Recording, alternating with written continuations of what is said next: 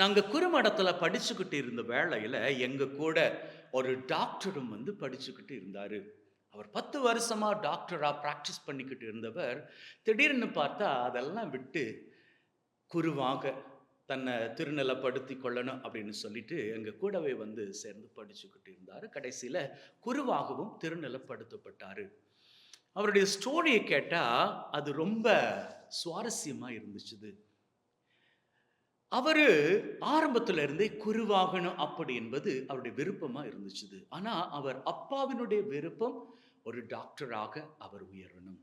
ஆகவே அப்பாவினுடைய விருப்பத்தை நிறைவேற்றுவதற்காக அவர் படிச்சு ஒரு நல்ல டாக்டரா உருவானாரு. அதுக்கப்புறமா அப்பா உயிரோடு இருக்கும் வர 10 வருட காலமாக அவர் டாக்டரா பிராக்டிஸ் பண்ணிட்டு, அதற்கப்புறமாக தன்னுடைய விருப்பம் நிறைவேறும்படியாக குருமடத்துல சேர்ந்து அவர் குருவாக திருநிலைப்படுத்தப்பட்டாரு. இந்த இடத்துல நான் சொல்லிக்க விரும்புற காரியம் என்ன அப்படின்னு சொன்னா, ஏதாவது ஒண்ணு உங்களுக்கானதாக இருந்தால், அது நீங்க எவ்வளவுதான் அந்த காரியத்தை விட்டு தூரமா போனாலும், ஆண்டவர் அந்த காரியத்தை உங்க பக்கமாக கொண்டு வந்துருவாரு.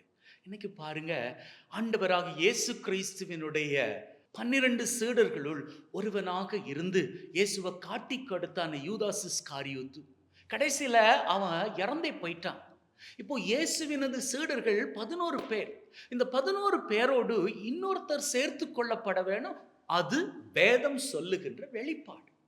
அப்போ அந்த இன்னொருத்தரை எங்கிருந்து தேர்ந்து கொள்வது? இன்னைக்கு நாம விழா கொண்டாடுற மத்தாயஸ். இந்த மத்தாயஸ் எங்க இருந்தவர்? ஆண்டவர் போதிச்சுக்கிட்டு இருந்த வேளையில அவர் கூடவே போய்கிட்டு இருந்தவர். ஆண்டவரது அற்புதமான காரியங்கள் அத்தனையும் பார்த்துக்கிட்டே அவர் பின்னாடி போனவர். ஆனால் அவருடைய சீடர் கிடையாது. இந்த 12 ஒருவர் கிடையாது. பாருங்க, அவரும் ஒரு சீடராக ஆண்டவரது சீடர்களுக்குள் உள்வாங்கப்படணும் அப்படி என்கின்ற நிலை இருந்தபடியால ஆண்டவர் எப்படி கொண்டு வந்து அவரை சீடர்களோடு இணைச்சார் பார்த்தீங்களா? இன்னைக்கு எல்லா சீடர்களும் ஒன்னா சேர்ந்து இருந்து சீட்டுக்குலுக்கி போட்டு பார்த்தாங்க. 2 பேர் இருந்தாங்க. அந்த 2 பேர்ல ஒருத்தரை தான் சீடரா ஏத்துக்க முடியும்னா 12 பேர் தான் அந்த நம்பர்.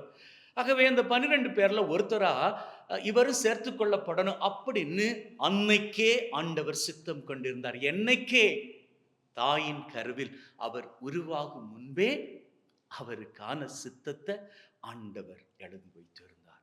ஆகவே உங்க லைஃப்ல ஏதாச்சும் உங்களுக்கானது அப்படின்னு சொல்லி இருந்தா, அது நீங்க எவ்வளவுதான் விலகி போனாலும் உங்களே வந்து சேரும்.